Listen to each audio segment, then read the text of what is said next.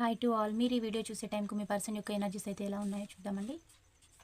వారు మీకు వారి 2 లైఫ్‌లు అనేది చూపెట్టలేదు. మీకు మాస్క్ ఏసుకొని మీ లైఫ్‌లో దోబుచ్చులాట ఆడుకుంటూ మీకు హార్ట్ బ్రేక్ చేశాను అని వారైతే ఒప్పుకుంటూ ఉన్నారండి.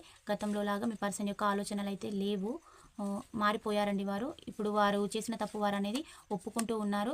వారి లోపల హీలింగ్ అయితే వారు హీల్ అవ్వడం అయితే జరుగుతుంది. మార్పులనేటివి వచ్చాయి. మీ వైపుగా వారి థాట్స్, ఆలోచనలైతే వస్తూ ఉన్నాయి. గతంలో లాగా లేరు. మీ పాస్ట్ పర్సనే కానీ వారి ప్రవర్తన అనేది కొత్తగా అయితే ఉంటుందండి. హ్మ్.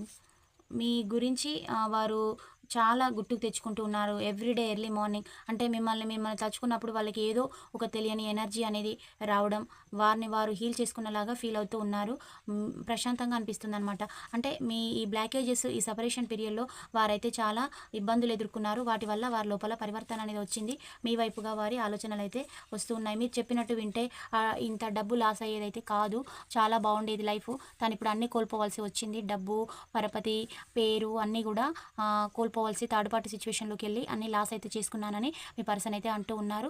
ఇప్పుడు వారైతే రియలైజ్ అయితే అయ్యారండి. ఈ పాయింట్స్ రెజొనేట్ అయిన వాళ్ళు రిసీవ్ చేసుకోండి. కానీ వాళ్ళు లీవ్ చేయండి. నెక్స్ట్ వీడియోలో కలుసుకుందాం.